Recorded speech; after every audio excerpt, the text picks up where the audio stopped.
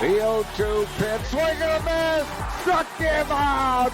The Philadelphia Phillies are 2008 World Champions of Baseball.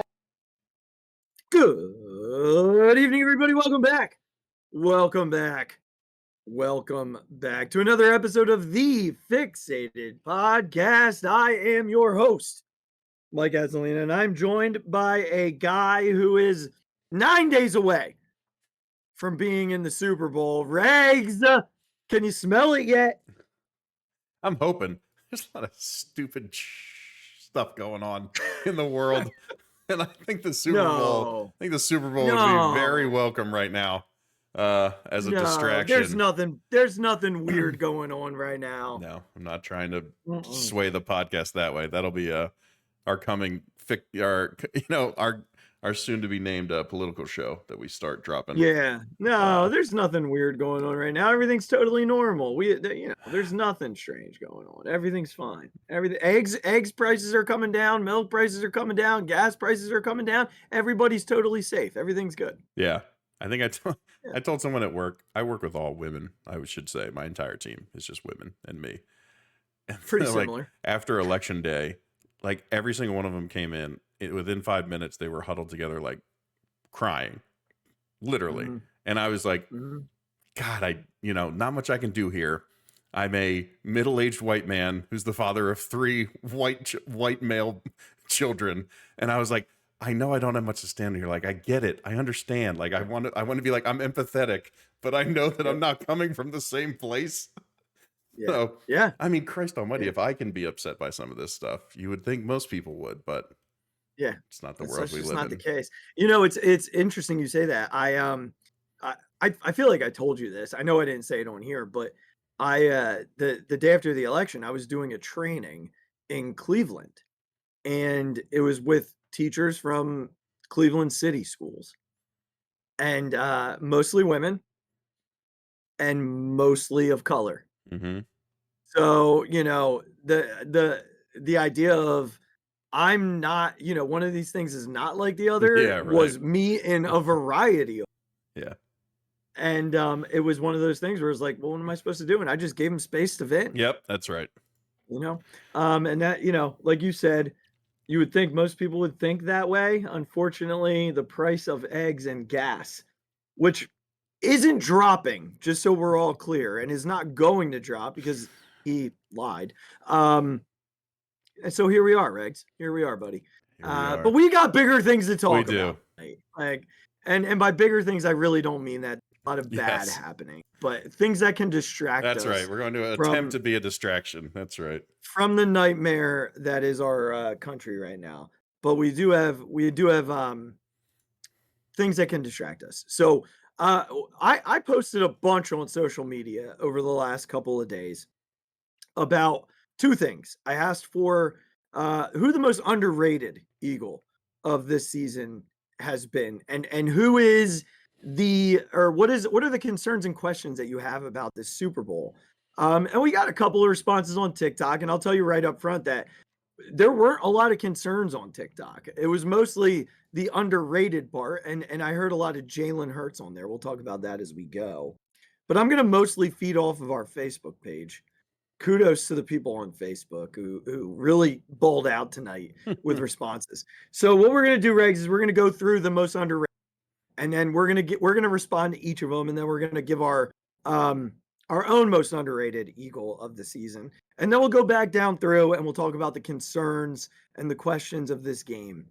Next week, we will have a special show. We're not sure which day yet. One of the segments will be a section with who I consider to be a Kansas City Chief expert who we had on 2 years ago, Kyle Mesa. So we're going to have him on the show to preview from the Chiefs perspective. And then we're going to open our show up to anybody who wants to come and talk to us about, how they're feeling about the Super Bowl. And the big reason why we want to do that is because next week's show is show number 200. That's right. And no better way to celebrate 200 than with a Super Bowl preview with the people who got us to show number 200. So we're going to open up the lines. But tonight, we focus on the most underappreciated Eagle and the concerns going in. So let's start here, Regs.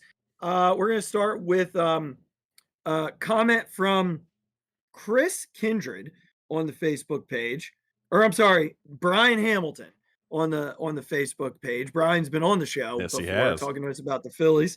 And his was, I think Jalen Hurts is the most underrated Eagle.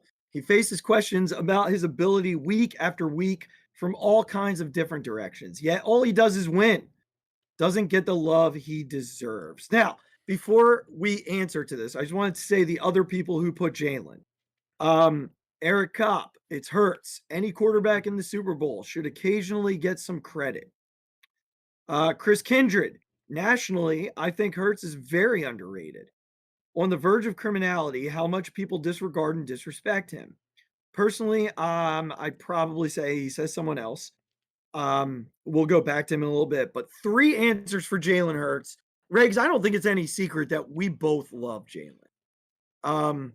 We have our critiques and our criticisms, but I think that's only fair. That's what we're supposed to do when we come on this platform and talk about the Eagles. Yeah. We're not going to be homers and just praise him for everything. But I think we've been very clear that the national pundits who get on the airwaves every day and question him week in and week out. Jordan Love's going to outplay him. Matthew Stafford's is going to outplay him. Jaden Daniels is going to outplay him. And all this dude does is win week after week after week. I heard one person say it this week, and I think it was Keyshawn Johnson. Actually, no, I lie. It was Jason Kelsey. Keyshawn defended him too. But Jason Kelsey was on WIP this week and said specifically about Saquon Barkley that Saquon and the offensive line get all the credit for what they've done this year. And there's Jalen Hurts with his threat to use his legs, with his ability to run RPO, with his ability to make the throws, getting no credit at all. Yeah. So how underrated is Jalen Hurts, Regs? I would probably say nationally, he probably falls into the underrated category. I think you have to evaluate Jalen Hurts a little bit differently. I think you can't, no, he's not an elite thrower of the football. He's not. He's not your Stafford, your Josh Allen. Lamar even has gotten very good. Burrow, obviously Patrick Mahomes. The guys who have this creativity and these cannon arms and are just going to put it into these windows that you don't even think exist. He's not that quarterback. And to compare him to those guys, I think is a little unfair, quite honestly. But when you think about the value that he brings with his legs and all that, I want him evaluated in the realm of those quarterbacks that have that ability. You still get Josh Allen, you still get Lamar. Burrow's out, Stafford's out, Mahomes at this point, doesn't use his legs like Jalen does or any of the guys we're talking about. But then you also bring in guys like Kyler Murray, Jaden Daniels. I'm sure I'm missing some that I can't think of off the top of my head. But it's a different group of quarterbacks. And I think that's where you're okay, he's probably the third best one out of those. And that's pretty good.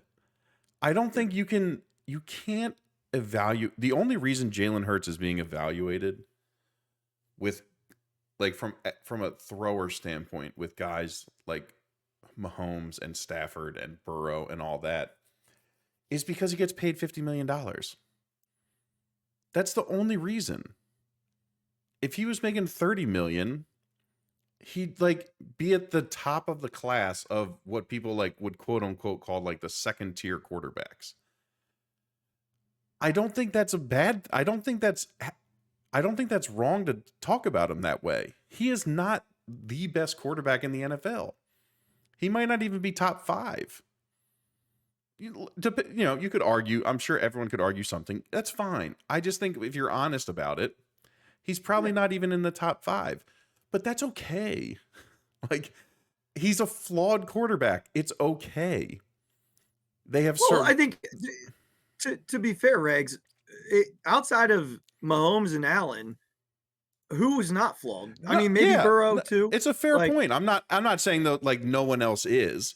I just mean like you can't, if you're trying to evaluate him just because of the money he makes, you're doing like it's a disservice.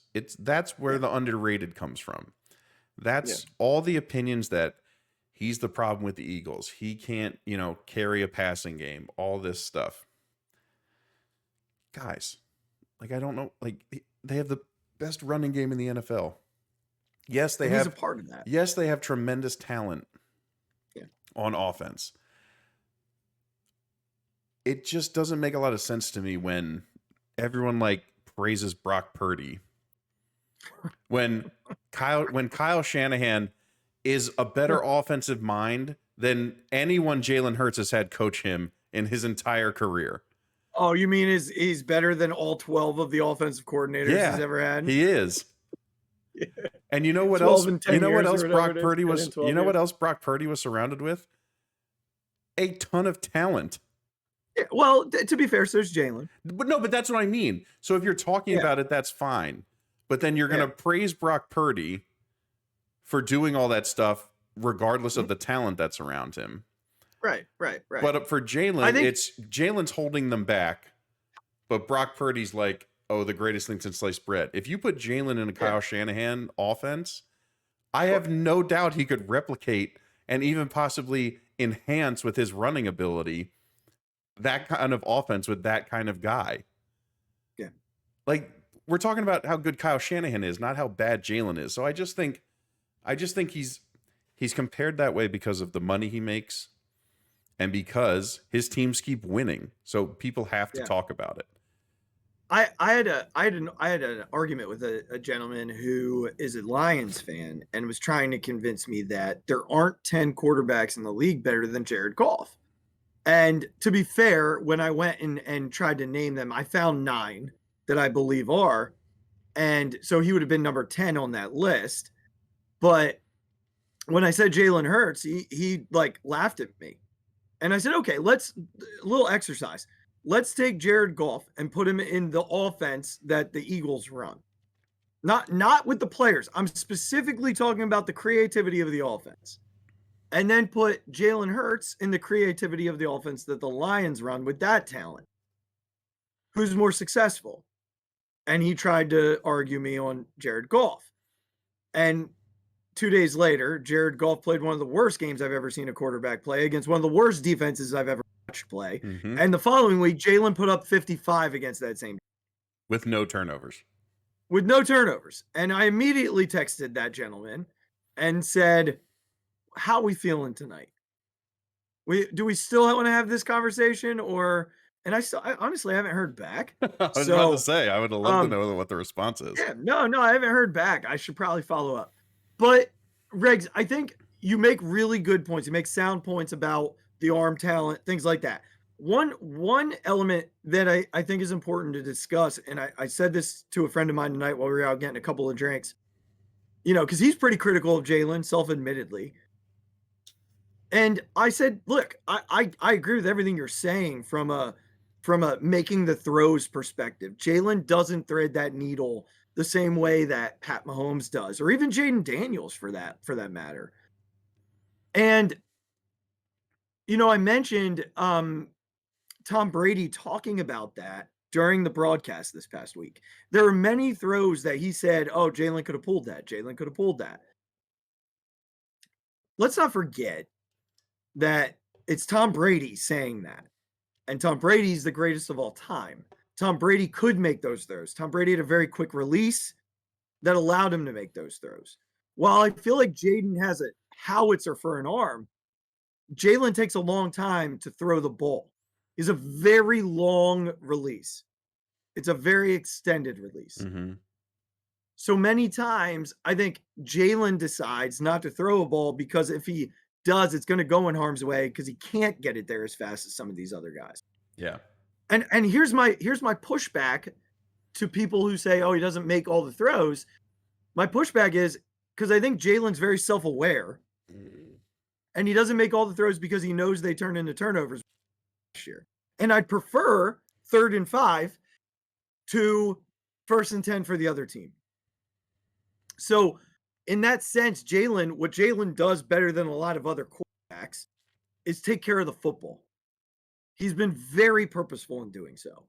And it's taken them to this point. I sent you a text the other day that Jalen's last interception was November 17th or November 10th. Yeah. Pat Mahomes' last interception was November 17th. There's a reason these two are in the Super Bowl and everybody else is at home right now. They don't turn over the ball the same way other teams do. And when you think back to 2022, what is the difference in the Super Bowl? Jalen fumbled. Pat didn't turn over the ball. Look, quarterbacks are great for a lot of reasons. We remember the great throws. We remember the great runs, the great decisions. In Nick Foles' case, the touchdown catch in the Super Bowl. But we often don't talk about them taking care of the football.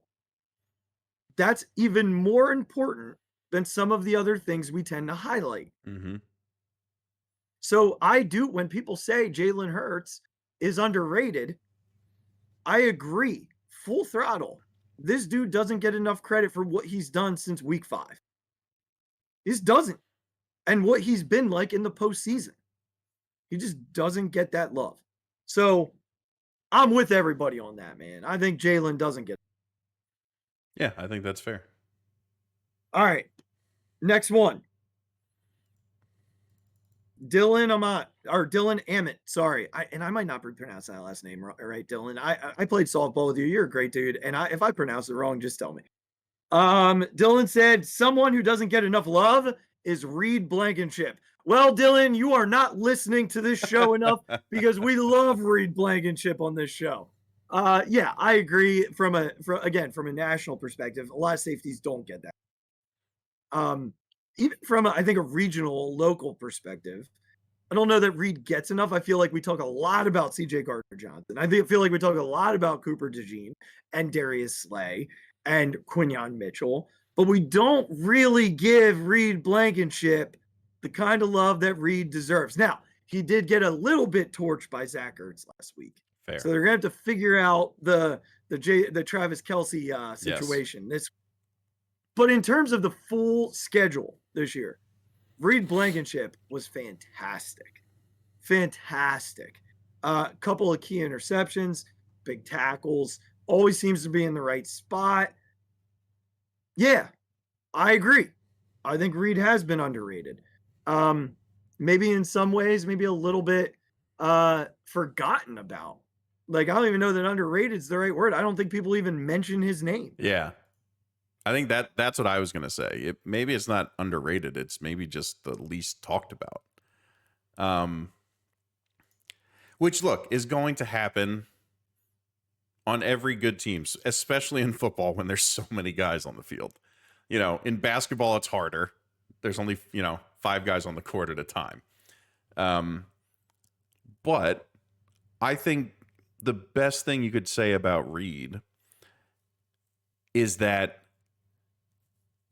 when he's not in there, like, the team feels it. It's the same with both safeties. It's just there's a significant drop off. Even if you just want to call Reed a slightly above average strong safety, I'm assuming he is.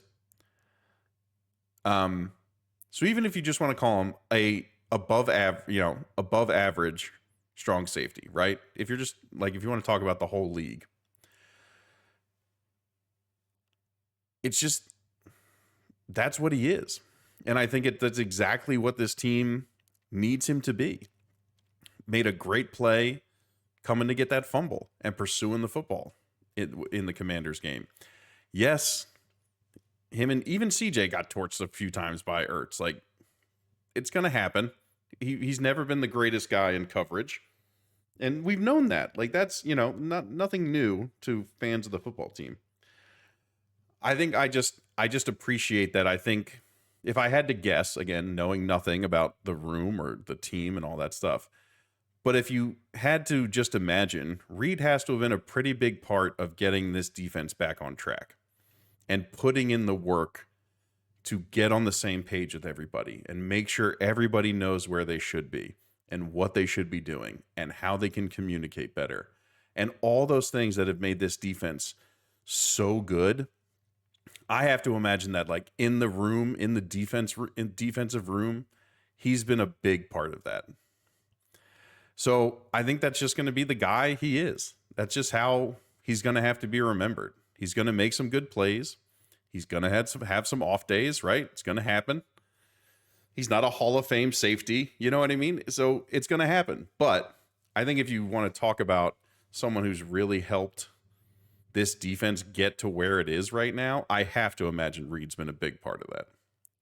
Yeah, I agree. He's also I was wrong when I was nodding at you through my quiet. He's a free safety, but yes, Okay. you're 100% right. This is a dude who has really helped turn this defense around, not just this year, but when you consider times he came in 22 and last year when he was on the field and off the field, you saw a difference. It's a guy you can tell when he's on the field versus when he's off the field. And I think if that's the case, there's a reason for it. It's not by accident that you notice guys when they're not on the field. Yeah. We noticed it with CJ in week 16. We noticed it with Jalen in week 16. When guys are not on the field, it's clear, right? And if you don't notice it, that's more, I think, a more negative testament to their production. So, all right. Joe Houck, Grant Calcaterra. This is an interesting one. This is an interesting one. You know, we've been hypercritical of Dallas Goedert and the amount that he's not on the field. But Joe is on to something here. There were many games where, as a pass catcher, Calcaterra was a big difference maker. Now, as a blocker, leaves a lot to be desired. Yes. And not that is an argument against what Joe is saying. I think there's plenty of conversation and fairness saying that Grant deserves more credit than what he's gotten for having to play a larger role than what he's intended to play. Yeah. You know, Grant was drafted to be a third tight end, Right. maybe second tight end, Yeah. pass catching tight end, but has had to step in and be a fullback at times, a pass catching number one at times, has made some pretty incredible catches throughout this year. That one-handed catch still stands out to me from this season. So yeah, I think Grant's a fair one. Is he at the top of my list in this regard? Maybe not. He's probably 5 or 6 on my list, but in terms of what he's supposed to be versus what he has been and had to be, I think Grant's a very fair answer. Yeah, I think I'm not sure if you could call Grant Calcaterra underrated. You know, I think, like you said, it's underrated is very based on expectations and the kind of player they should be. I think he did a wonderful job stepping up while Goddard was out for those few weeks. I think he certainly performed above expectation there. But I think in general, he's been exactly who you need to be as the number 2 tight end. Again, could he block better? Yes. But he does his job. He obviously works hard and is out there really trying his butt off. And sometimes that's what you need, man. I know you're not the best blocker, but just try your tail off. And he's been a key block. He's popped some Saquon runs when he pulls around to the other side. There's been a few times that, on a highlight video, he's the one who's leading the way to spring Saquon. So I think he's certainly had his moments. And I think I'm not sure you can call him underrated because of who he is, but I think he certainly performed above expectations when he had to step in for Dallas this season. Yeah. I think that's exactly right. You said it much more poignantly than I did. Okay, back to Chris Kindred, who said Hurts initially, but he added something. He said personally, because nationally was Jalen. Mm-hmm. Personally, I'd probably say Juergens for this season. Massive shoes to fill, and even more pressure put on him than a normal center due to how often they use the push. Yeah. So here's what I'll say. I don't know that you can essentially say a Pro Bowler is underrated. I think, if underrated again to me is someone who is completely under the radar that no one is talking about, but has had a high level of production. I don't think offensive linemen in general get a ton of love. I think this offensive line has gotten a lot of love because of what Saquon did this year. In that same breath, I don't want to discount what Cam Juergens has done, but I think we've heard a lot about Cam Juergens when it compares to what we talk about other offensive line. Yeah. Cam's been great, but he's being recognized for being great. He was Yeah. nominated to a Pro Bowl in his first year as a starter, replacing a Hall of Famer. Yeah. So he's been great. There's no question about that. And there is a lot of pressure on him. And the guy played with a bad back in the most important game of the season. And we came on here and immediately talked about him for 15 minutes because of what he did. So, yeah, Chris, I agree with you. He's been phenomenal, and there's been a lot of pressure to replace the guy he replaced and run the play that everybody talks about. He's probably not even in my top 15 of most underrated players on the roster, though, because I think when we define underrated as being a guy who's made an impact but no one talks about, I think a lot of people talk about Cam. Yeah. Honestly. Yeah, I agree with you. I'm not sure I have a ton more to say. I think he has been fantastic in a year that a lot of people had questions about, can he do what needs to be done to keep this offense going? And look, it was a high bar. You're replacing a Hall of Famer. 100%. It's a high bar. And do we know if Cam Juergens is going to be a Hall of Famer? Of course not. But the dude has stepped in, played well, and was an absolute warrior to come into that game. Have Frankie Louvu jump on his back multiple times, be in for tush pushes and all the things that he's asked to do as a center, which is a lot. The stuff that the Eagles make their centers do is a lot.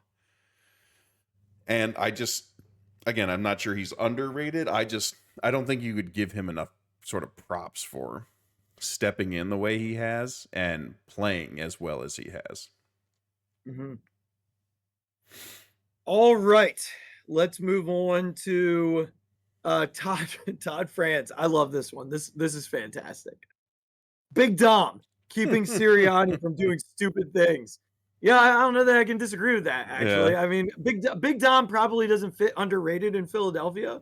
The guy gets talked about more than some of the players, but Todd, I appreciate it. Matt Kafkak. Mekhi Becton's move to guard has been a game changer. After being considered a bust with the Jets, he's been solid for the Eagles and has helped create some big running lanes for Saquon Barkley. Honestly, Regs, when you think about that offensive line, he's probably the least talked about. And that position change is a big deal, right? Like, I do think in the grand scheme, this is a guy who came over here the day after the draft. They didn't get the lineman that they wanted because it just didn't fall the way that they had planned on it. And they ended up getting two corners where they could have gotten a lineman. Mm-hmm. That's worked out pretty well. And they went and signed a guy who was a former first-round pick, moved him to guard, and yeah, he's been fantastic. He's going to get himself a big payday, whether that's with the Eagles or not. Hard to disagree, man. Yeah, he hasn't been perfect, but I think it's another one of those things that, what were the expectations? Like, coming into this, you're like, oh, maybe Stout can get him in the right direction. And at the very least, he's a massive body who is going to move some people in run blocking. And it's another guy who just has put in the work and felt supported and felt like this team had his back. And again, is he probably the fifth best offensive lineman on that whole thing? Yes, he probably is. But he's also the fifth best player on the best offensive line in football. So, so you got to give the guy credit, and you got to give, a guy who has had a sort of very weird career, his kind of his due for doing something like that and playing a position that he's never played and playing next to a Hall of Famer in Lane Johnson and having to hold, you got to hold your own, man. Like, if Lane's going to trust you to be to his left, you got to hold your own. Yes. Yes. So again, I think in the terms in the sense that he was part of one of the best offensive line in football, as much as you can be underrated in that fact, sure. But it's also because it's Hall of Famer to his right. It's the best left tackle in football on the other side.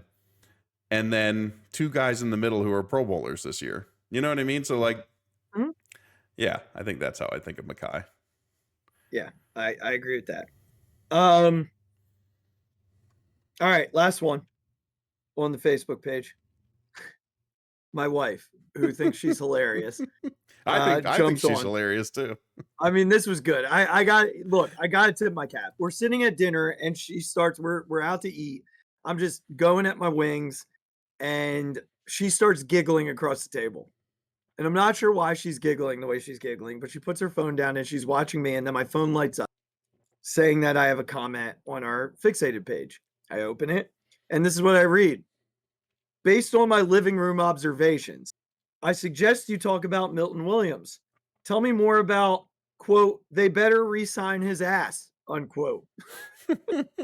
So, Andrea wants to know, is Milton Williams the most underrated Eagle? Look, I think when you're on a defensive line that boasts Nolan Smith, who's been phenomenal this year, and Jalen Carter, who's been phenomenal this year, and yeah, certainly Jordan Davis gets talked about quite a bit for his downfalls. You don't get talked about as much, but there's a lot of talk about him, in the Philly circles. We want him back. We got to re-sign him, right? I'd be more willing to put a guy like Mor Ojama. I think Ojama has been criminally underrated this year. I had him on my list for my own answer. I'd put him ahead of Milton Williams because I want to sign him, Andrea. Doesn't mean he's underrated. But I think, Ojama has been very underrated this year. I think Jalix Hunt has been pretty underrated in terms of this is a dude who was a third round project who is playing big snaps in big moments right now. But yeah, I love Milton Williams, but I don't see him as underrated. I think he's doing exactly what we anticipated he'd do, which is make an impact based off of the fact that Jalen Carter is eating up double teams every single pass rush. So, no. And I'm saying that because I'm mad that she made fun of me. First of all, thank you, Andrea, for your comment. It was fantastic. I think the more insight you can share about Azzy watching the game and what you learned from that would be great discourse for the Facebook page or anywhere else. I mean, we're going to have a wives episode at one point. Your wife commented on it too, right? No. Did she really? Yeah. She came on and commented on that and said, #wives tell all. Yeah. She is dying to get on here and talk about the way that I watch games. Yeah. Episode 201. That'd be, yeah. No, episode 202. Yeah. 201 is the Super Bowl. After we win the Super Bowl, yes. Yeah. It's going to happen. It's going to happen. Gotta have it. It is. Gotta have it. People want it. People want it. Our wives want it. It's going to happen. But anything further on Milton Williams? Yeah, as I digress. I think he's been fantastic. I think he's earned himself a lot of money. I kind of really hope that we keep him. Yeah. I don't, with the amount that Vic plays these guys, I don't think you can test your depth with these kind of things. And when you have a guy like this, I just think it's so valuable. It's so valuable. Like, you're not paying him top of the end D tackle money. You know what I mean? Like, he's not getting paid like Jalen Carter is eventually going to get paid. You pay him like who he is, which is a starting D tackle, right? And that's it. And that's that. Like, they don't tend to let go of good players like this. Like I know, I can't, God, who's his name? He went to San Francisco, the D tackle we lost last year. Hargrave. Thank you. He went and got his money. San Francisco paid him a lot of money. I'm sure there will be teams that we want to pay Milton Williams. Like, again, if you're going up against number 1 D tackle money, I'm not sure you're going to sign him. You know, if some team is willing to do that, the Eagles aren't. And I just think that's how it is. But if you can convince him to stay, you know, paying him for who he is, I think it's really valuable.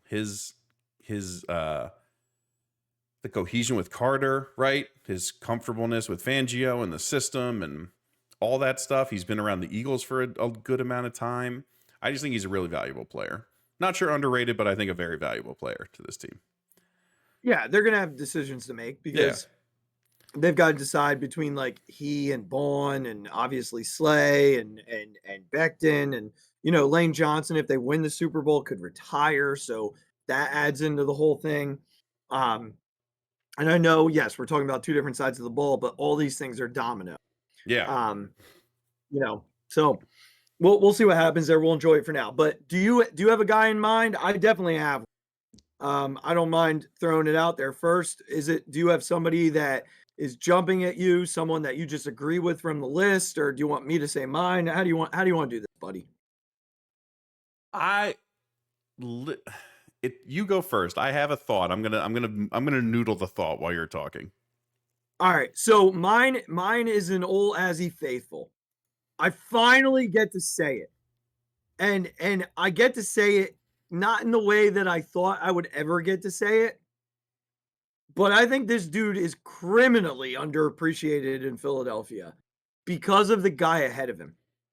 A guy who's out carried him by 5 times the amount. And that is not to say that I don't appreciate the guy ahead of him. It's just to say that I think the other dude needs to be talked about too. And that's Kenny Gainwell. I think Kenny Gainwell has been absolutely fantastic for this team this year. He's only got like 75 carries to Saquon's 350. And he's rushed for 300 yards in those carries. Like, Regs, that's pretty darn good. Like, that's 4 yards a pop, right? He's got 16 catches for 116 yards. That's also really good. Mm-hmm. And I don't think anybody realizes this because I didn't realize this today. But he also has 450 yards in kickoff returns. Right? So all purpose, this dude is just under 1,000 this year. And I don't think enough people realize it. This is a guy who comes in the 2-minute drill, blocks his tail off for Jalen. I know that Sirianni loves him, and I know that he could walk next year. That's why they drafted Will Shipley. But man, I really believe that, I've had this dude's back at the beginning of every single season. And I've been wrong. But the year that I finally decided to step back, I think I would have been right. Kenny Gainwell to me is the most underrated Eagle of 2024. And it's not that he's been this like dominant performer. It's that when he's gotten the opportunities, he's been more than capable. Yeah. More than capable. Notice we have not gotten angry at Kenny Gainwell this year. Well, that's why. Yeah, I think this has been possibly his best year in an Eagles uniform. Yeah, I think, and I think some of that needs to be credited to Saquon. I think Saquon's been really like a big reason why, not because he's taken pressure off, but because I think he's the true leader that Kenny needed to learn from. Remember, 2022, in the Super Bowl, they benched Miles Sanders after the first drive. Yeah. Kenny Gainwell, as a rookie, had more carries in the Super Bowl than the guy who basically left to get paid big dollars. Yeah. Like, I don't know, man. I think Kenny's been criminally underappreciated this year. I think that's a good one. I think like I said, I think this has been Kenny's best year. Like, when he's out there and he's gotten his chances, he has excelled in every opportunity. Like, you can't I at least can't really think of a time where it's like, oh, Kenny got his chance there and just like, right? It was terrible. Yeah. I can't even think of maybe one instance. Does he does he pick up 7 yards every play? Of course he doesn't. Neither does Saquon. But like, when he's had a couple plays in a row and really gotten his opportunity, he has been really good. It feels like he's like 6-7 a clip when he's getting his jive. He's like, been it feels really like he's good. 6-7 a clip. Yeah. Yep. He's been really good. And I think like I said, I think this has possibly been his best season with us. Yeah. Yeah. Yep. So I finally get to say it. There it is. What about you? Who's yours? This one. All right. So I'm just going to go with my first thought. And we've talked about him before. I think everybody knows what we think about him. I think it's the big fella, Jordan Davis. Oh, I think that, wow. I think a big part of this is because, and we talked about this a show or two ago, this is a first round pick who's been asked to take a less than first round pick role in this defense. He's been asked to be a run stopper, which we all knew he would be. But look, there are expectations when you're picked as a D tackle that high that you're going to rush the quarterback. You're going to be a disruptor on a bunch of plays, not just run plays. And look, a dude came in from his own school a year later and is the stud of all studs. Football players are egotistical, man. Not sure if you knew this, but professional athletes have crazy egos. Despite him being a happy-go-lucky guy with a big smile, professional athletes have egos. And Jordan Davis, as a young kid, this is not a veteran. This is a kid in his second year. Right? Second? Third? Second. Third. Thank you. In his third year, as a first-round pick, with a new defensive coordinator and a bunch of his buddies around, has embraced his role on this team, has not let it affect his demeanor, his presence, his attitude. Was one of the first guys we heard in like training camp being like, Vic comes at you, man, and I love it. Like, it's great. We all need this. Like, this is what we need. And in his opportunities, has stepped up and made plays and played hard and just been great. And I think, like, the credit that he deserves for being willing to just say, wherever you need me, man, I'm here. I'm going to give it all I got when I'm out there, and you just tell me where to go, man. Yeah. I think it's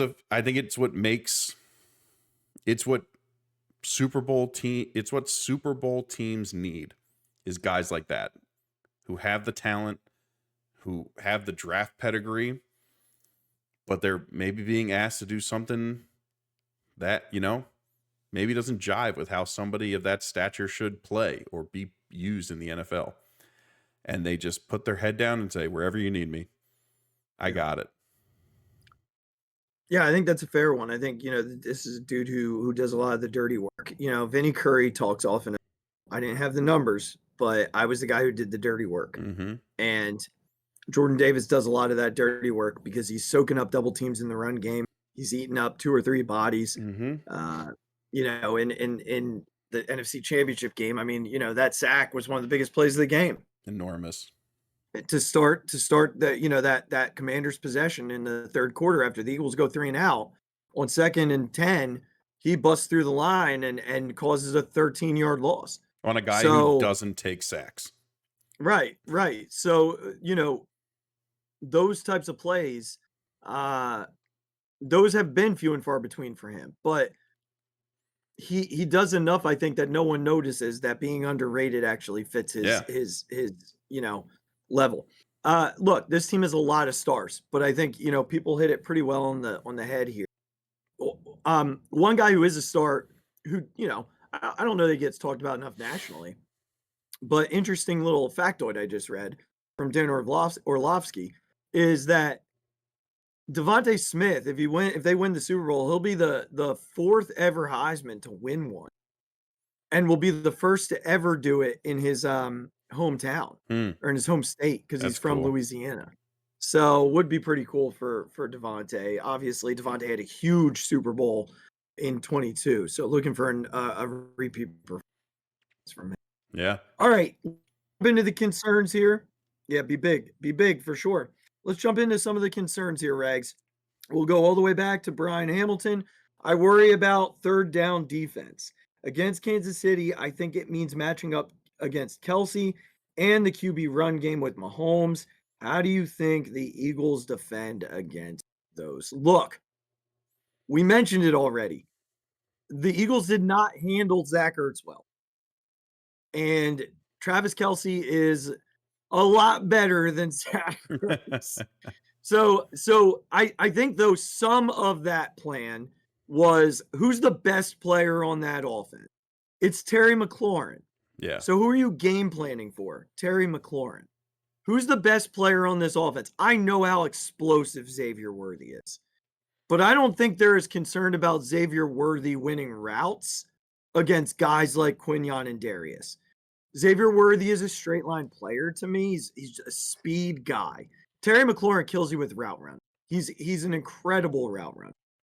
I think they'll trust their corners in this game and pay a little bit more attention to the future Hall of Fame tight end. Yeah. The other issue here is Mahomes' legs. I think it's very similar to what they did against against Daniels. Yeah, it has to be. It's pass rush discipline. It's lane discipline. It's rushing for maybe 5 here and there, depending on down and distance. But forcing Mahomes to make decisions based upon dropping 7 or 8 into coverage, not giving him easy throws, not giving him the easy out. If you've got 3rd and 8, drop 8 into coverage. Like, force him to dump it down to Travis Kelce on a 4-yard out route where you're going to have 3 dudes collecting to the football. Mm-hmm. The thing for me is going to be getting them into 3rd and 3rd and 4, he's going to eat you alive. He's going to eat you alive. 3rd and 5, he's going to eat you alive. You get him into 3rd and longs with pass rush discipline in that zone defense. And yeah, I think you can make him. He's one of the best. He'll find windows. But I think this Eagles defense is beyond that at this point. He's still going to have moments. But you've got to make him work his way down the field. Yeah. Make him work his way down the field. The more that happens, the more possibilities for those turnovers with those peanut punches. That's what happened in this pass game. So for me, it's they're gonna game plan for Travis Kelce. Yeah. That's gonna be the game plan. Yeah, I agree. I think when they're putting Reed and CJ on guys like in coverage like that, it's because that's not what they're most worried about. Right. I think it's a great point by you. Kelce is the safety net of that team. And for Patrick Mahomes, you have to scheme up ways to not make him open and force him to throw to guys like Juju Smith-Schuster and Worthy and like guys like that. And as long as they're keeping him in front and making tackles, it's kind of like how a lot of people describe the game. Just make it really hard. A lot of people describe that Commanders game as the Commanders just have to work harder for their yards and points than the Eagles did. Right. I know it's Patrick Mahomes. I get it. Nobody on the planet playing football right now maybe makes things look easier than Patrick Mahomes does. I get it. I know who I'm talking about. I get it. Yeah. But you I actually told people they weren't around to say that they were worried about Patrick Mahomes. Yeah.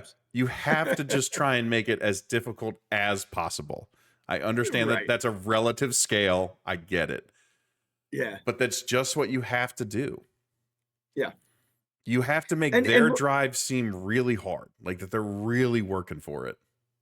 And look, they still have decent weapons at his disposal. Sure. Like Kelsey's obviously a Hall of Famer.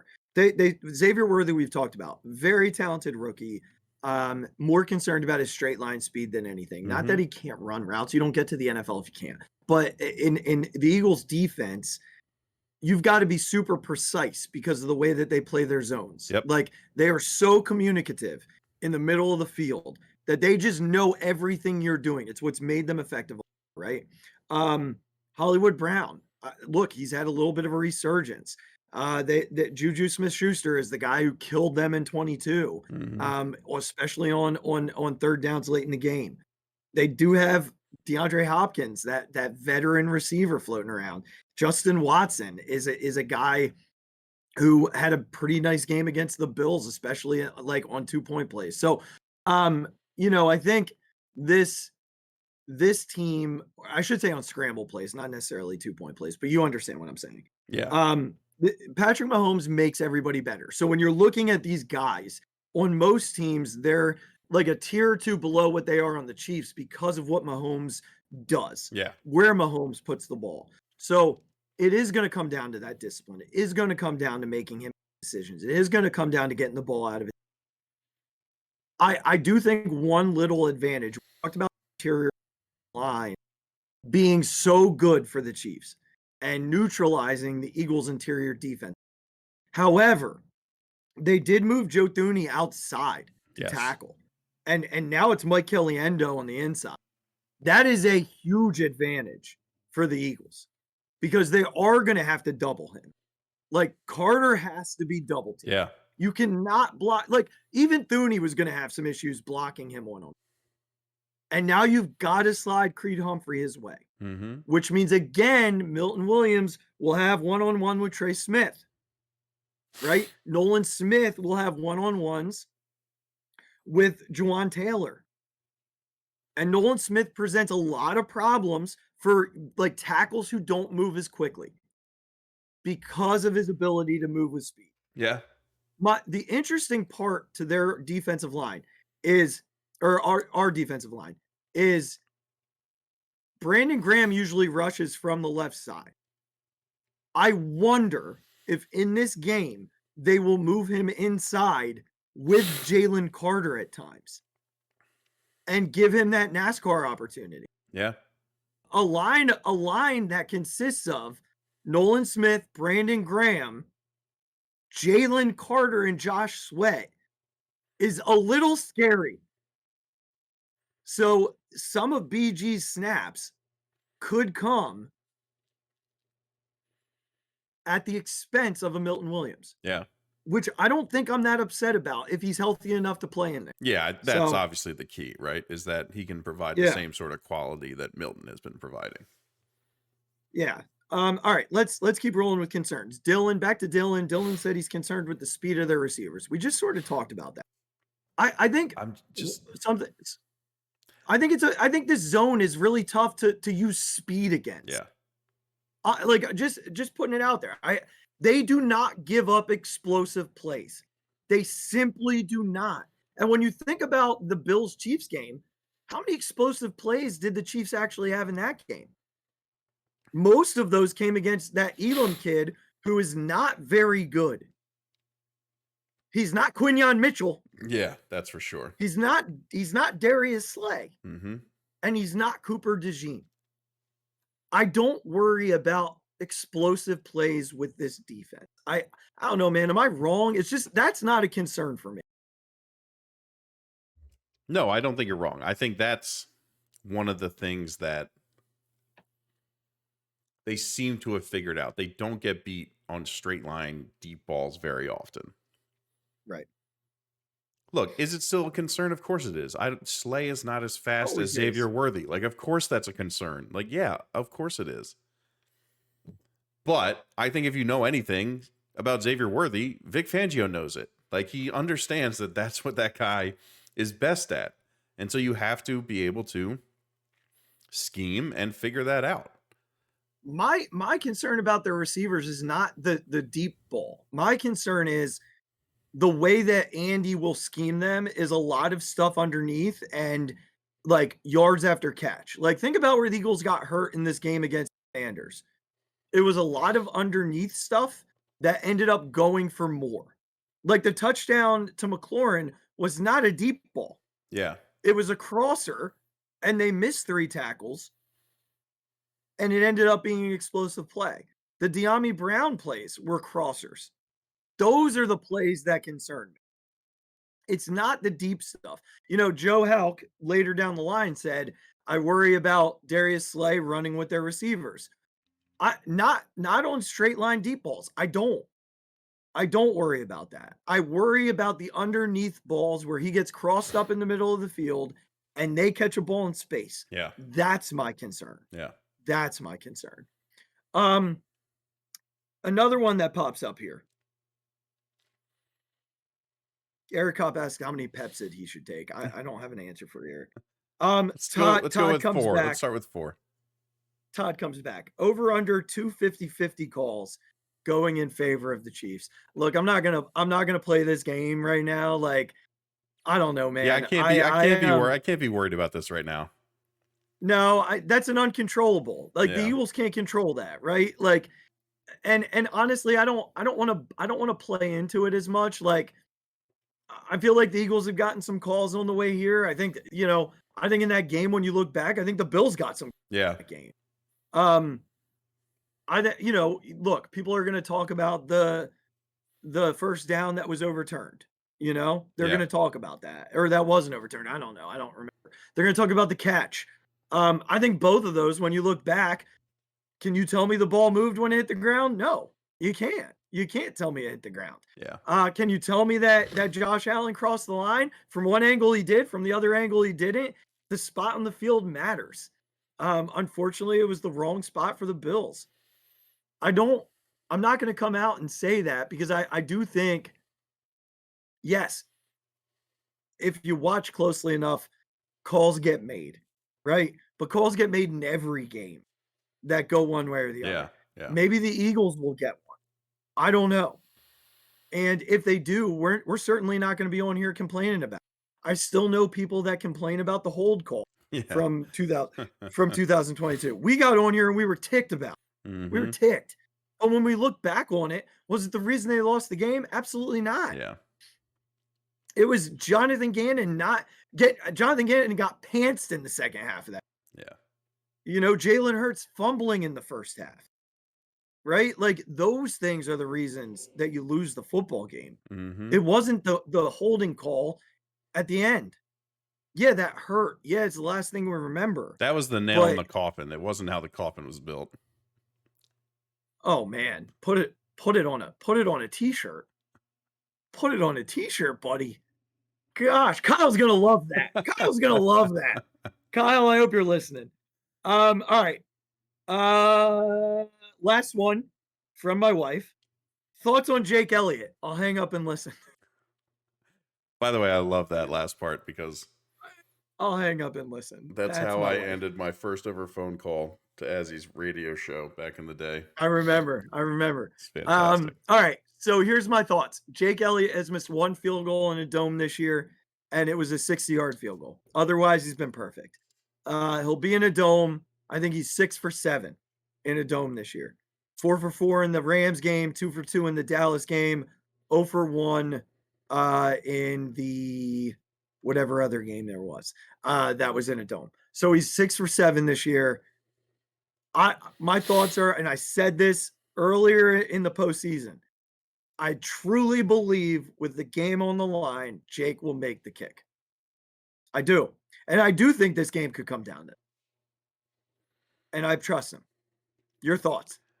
I will be a absolute nervous wreck if this comes down to Jake Elliott needing to kick a 50-plus yard field goal.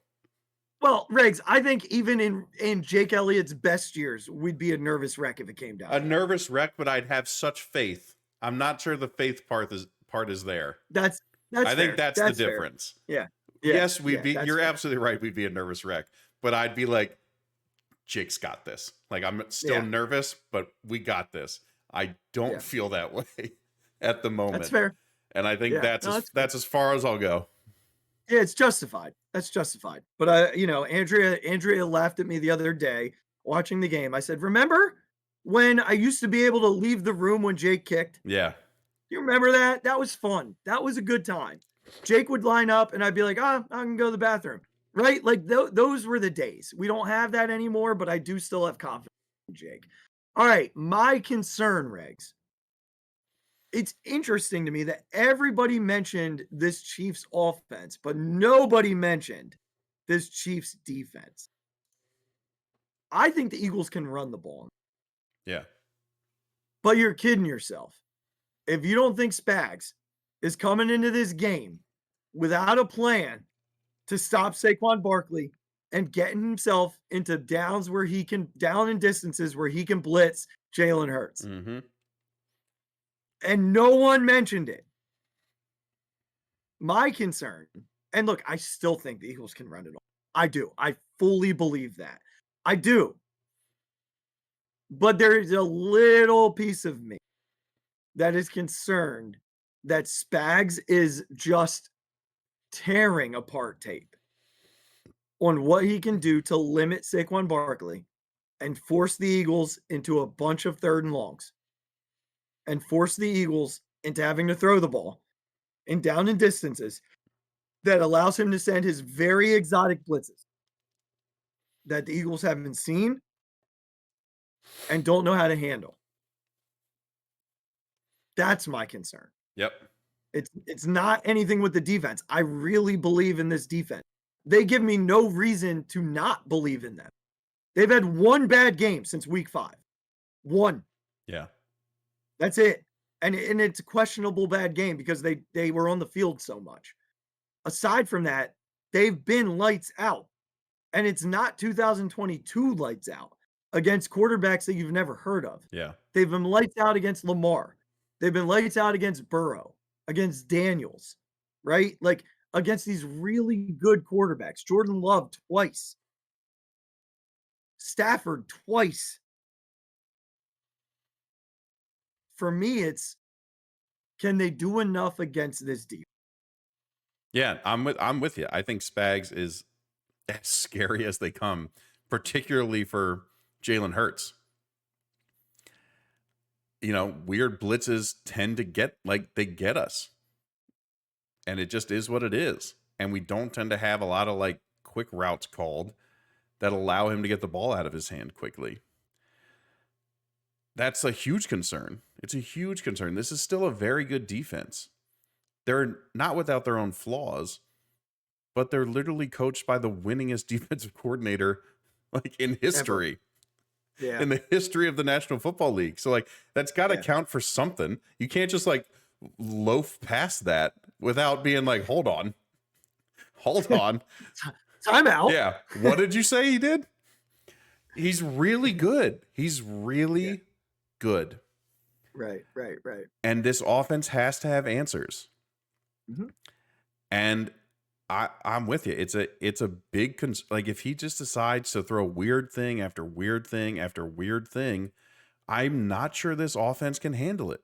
Seriously, I'm not sure. Yeah. And this is not us. Again, we are Jalen Hurts guys. This is less about Jalen and more about a defensive coordinator that throws stuff at every quarterback that they haven't seen before. Mm-hmm. You know, you think about that Bills game. The Bills are moving. It's then they stall a little bit and it's 4th and long. And what does Spags do in that 4th and long? He throws an exotic blitz that he hasn't shown all year. Double corner blitz. Who I consider to be football's 1A of quarterbacks. And he just threw it up. And he made a play that I don't know Jalen can make. And it's not because I don't think Jalen's talented. That's not it. It's that Josh Allen has the arm strength to make that throw 30 Oh my yards God, downfield. yeah, and hold off 2 guys from tackling him. Right. And again, this is not a detriment to Jalen. It's a compliment to Steve Spagnuolo, Yeah. who is one of the greatest of all time. So for the Eagles, it's going to be about that creativity. You have to match their creativity with your own. When we looked at what happened last week, that was absolutely easily Kellen Moore's best game as an offensive coordinator and play call. Mm-hmm. You've got to have more of that. It can't always be Saquon. Yeah. You've got to have those little end arounds, those push passes, those quick out routes to AJ Brown for 5, the quick rollouts for Dallas for 5 or 6. Those types of plays are going to matter next Sunday night. If you come to the table with that, you're not going to be in many third and longs. Mm-hmm. So you've got to come with more. You've got to come with extra. So that being said, I do want to end this show with the Kellen Moore conversation. We are being led to believe that Kellen is the number one choice for the New Orleans Saints for their new head coach. Now, a lot of people have backed away from this position for the right reasons, by the way. Like, this is a team who's $40 million over the salary cap. Yeah. They have an average to below average quarterback who's getting paid $51 million and won't take a pay cut. A front office who is clueless. It's a bad situation. So a lot of guys are backing away from it. This is Kellen's third meeting with them the day after the Super Bowl. My hope is that it's them trying to convince him and he's cold on it. That's my hope. Yeah. I would hate to see the guy waste his first head coach opportunity on that organization. I think if Kellen stuck around for another year and built on what they did, he would probably be the top guy on the pool next year and have his choice of wherever he wanted to go. Yeah. But I don't think he's going to be distracted. He's got the whole week ahead of him. They can't talk to him till after the Super Bowl at this point. I think Kellen's all in. I think we saw it with the play calling last week. But my hope for him is that he sees enough in himself that he's not putting the pressure on himself that it's got to be this. I think they're going to be able to run it back. They have the same offense next year. Yeah. And they'll be able to build on the success. He'll be able to expand on what they've done. And he'll have his choice next year. That's where I'm at, man. I just needed to say that. I really, really hope he's not just jumping ship to take that like position because it says head coach. Mm-hmm. Yeah, So you said it perfectly. I've had nothing to add. I think okay. All my opinions would be the exact same as yours. Yeah.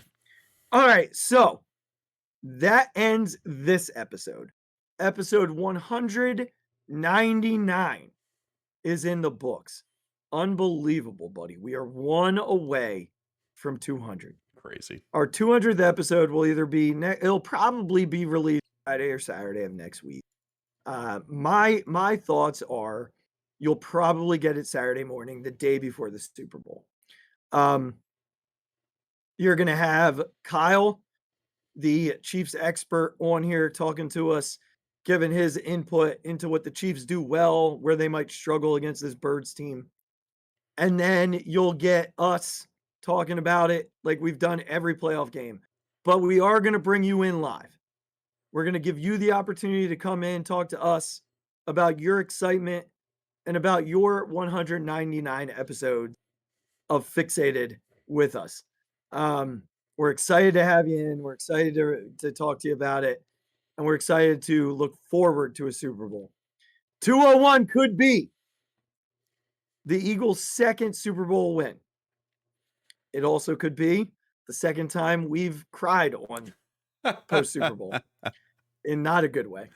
But we will see. We'll be back next week. We'll keep you posted throughout the week on what the episode will look like and how you can get in with us to talk to us about the Super Bowl.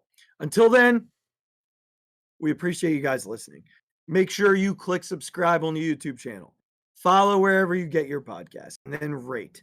Go on to social media at the Phixated Pod on Twitter, at the Mic Drop 5, at Big Regs with a D, over to Facebook at the Phixated fan page. That's where you found all of these comments tonight.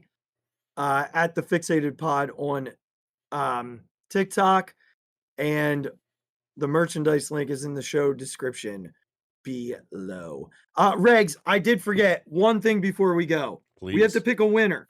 Oh, so I pulled up a random number wheel here. All right, I'm going to spin it 1 through 11. Okay. I'm going to spin the wheel, and that person's You going to be don't the have winner. their names. It's just 1 through That's 11 right, just on my yep. on my. That's right. Okay. All right, let me pull up the thing here so I can see. All right. All right, I'm ready. Here we go. Here we go. People listening can hear the wheel clicking. I can hear it. Number 4 is your winner. All right, so the winner is Don. Growing up with 4 brothers, I didn't have a choice. I'm so glad it happened because I love Go Birds. Love that Don, one. That was one of my favorite ones. So good. I'm glad that worked out. As 2 guys who grew up with brothers, That's right. we understand that. For those of you that entered, we appreciate you. Make sure you keep following. We will do more of these. Keep leaving Don, your comments too. I loved reading all of them. Oh, so much fun. Don, I will send you a DM with the link for the merchandise. You can pick something that you like, and we'll get it sent to you over the next couple of weeks. Until then, ladies and gentlemen, we love you. Appreciate you. Take care of yourselves. Take care of one another. Love yourselves. Love one another. And hey, we're 9 days out, baby. Go Birds. Go Birds, baby. Oh my God! Deep to right field, way up there and way out of here. The Philadelphia Eagles are Super Bowl champions. Eagles fans everywhere, this is for you. The 0-2 pitch, swing and a miss, struck him out. The Philadelphia Phillies are 2008 World Champions of Baseball.